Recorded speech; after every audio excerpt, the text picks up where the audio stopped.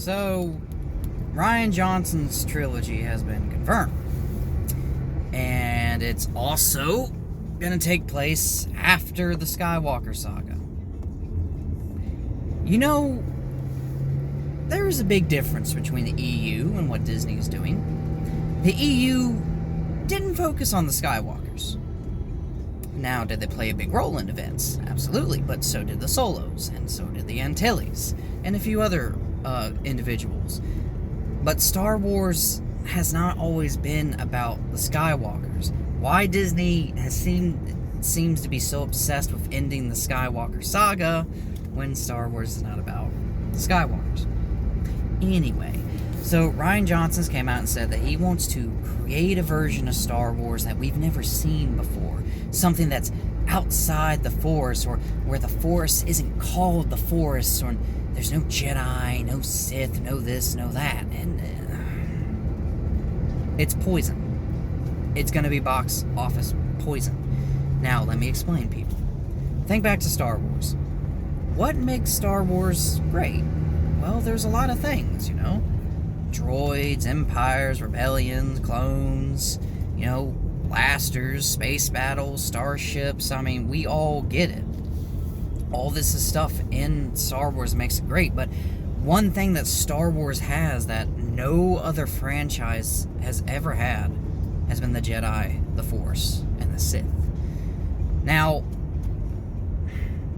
what do you get when you take away the Jedi, the Force, and the Sith? Star Wars then just becomes like any other sci-fi franchise.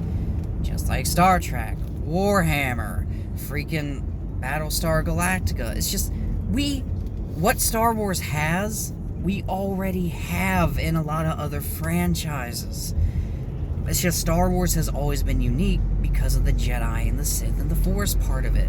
And when you take that away, well, you just get another sci-fi blockbuster, I guess. Now, is Disney moving away from it? Yes. Yes, they are. And let me tell you why. So, think back. Every Disney movie of Star Wars we have gotten, there's been no Jedi. There's been no Sith.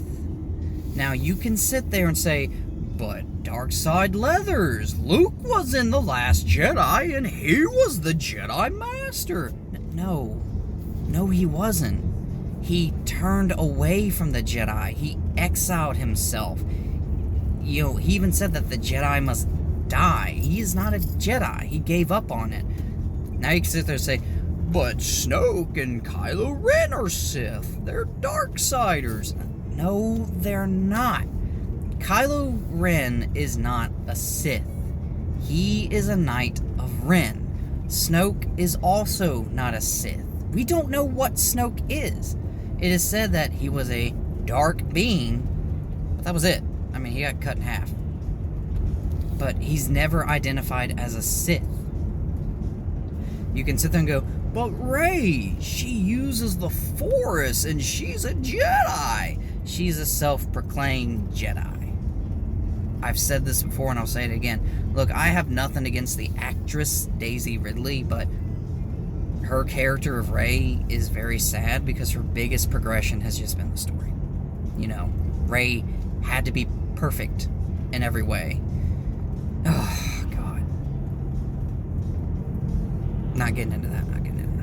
Anyway, and then you get Solo, and then you get Rogue One. Yes, the Jedi were mentioned. Yes, the Force was mentioned. But the Jedi and Sith were not there. How cool would it have been that a Order 66 survivor helped lead Rogue One? One, that would have given a much more bigger reason for Darth Vader to be there rather than, you know, retrieve the plans. But if you had a scene to where a Jedi was fighting with the rebellion to retrieve the plans, a survivor who came out of exile to help, that would have been cool. And in fact, believe it or not, what was her name? Jen Ursuro? I can't remember. Shows you how much I care.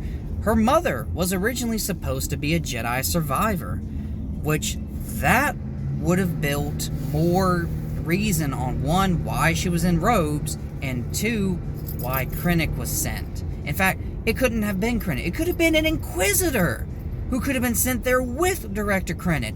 Krennic's mission, get Jen's father so he can come back to the Death Star project. The Inquisitor's mission, kill the Jedi. You see what I mean? That would have been much more interesting storytelling. But we didn't get that. And Solo had nothing to do about the Force or the Jedi. I've only seen Solo once. I mean, was it bad? No. Was it good? No. It was meh, in my opinion. It felt really unnecessary. I know why they did it. You know, because they were really hoping that this Han Solo would kick off and they could reboot Han Solo, but it was just really meh. Like, you know, it's just like, well, why is this a thing? Why is this a thing? Anyway, the fact that Rian Johnson has came out and said that his trilogy is going to be outside the Force, it's just, how much more are they going to do? Is Star Wars just not going to have the Jedi and the Sith and the Force in it anymore?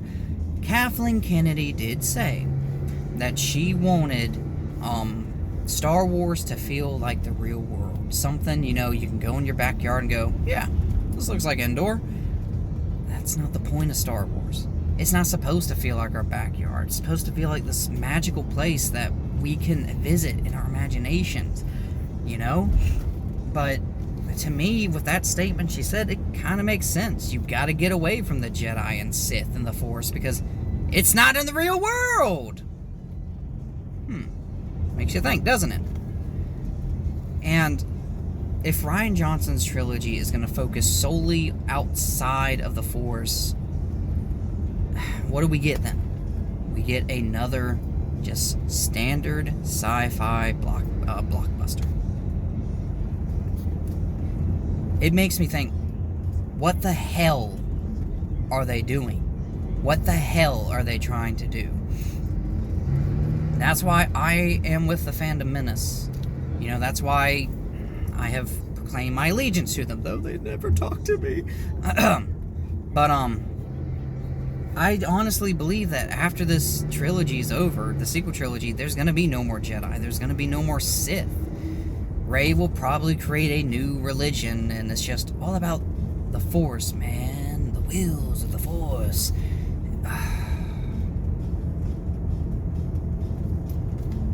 I don't think Disney ever should have gotten Star Wars, dudes. Thor Skywalker and plenty of other people in the Fandom Menace have came out and they have said the sequel trilogy should never have been a reboot. It never should have been something we've seen before. It should have been about... In a quarter mile, turn left onto US 221 North, US 460 East. Thank you, Miss Daisy. But the sequel trilogy should have been about the trials. You know, the fight for the Jedi survival, the fight for the New Republic survival, but instead we didn't get any of that.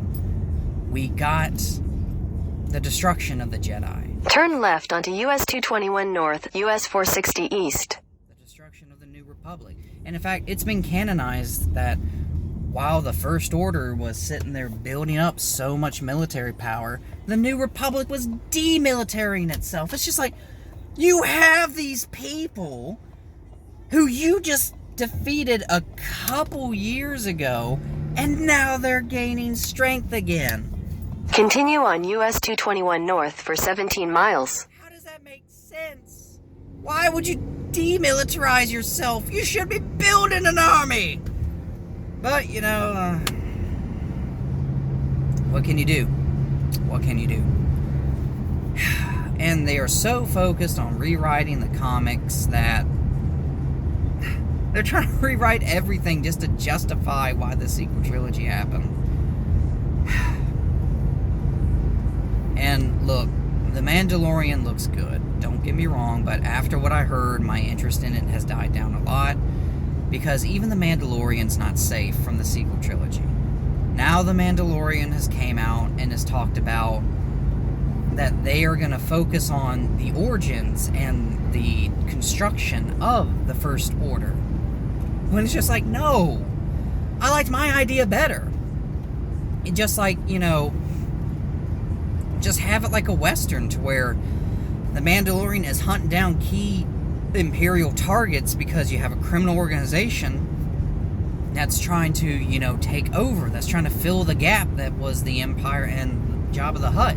That would have been much more interesting, but now we're just getting a show to where he's a bounty hunter, but now we also got to have the origins of the First Order in there, because we can't leave anything alone. It all has to be tied into the sequel trilogy. Even the book Master and Apprentice, that was about Obi-Wan and Qui-Gon Jinn, has sequel trilogy references in it. Ah! I didn't just do that. It's just nothing is safe. Nothing is safe. We have to go so far back into the prequel trilogy just to justify the sequel trilogy. Even Obi-Wan Kenobi, before he died and saw the future, he saw Luke prevailing and the Jedi rising and then dying and then New Darkness rising. I mean, why wouldn't they warn him? Why wouldn't they warn Luke? I am very sorry, folks. That was unnecessary.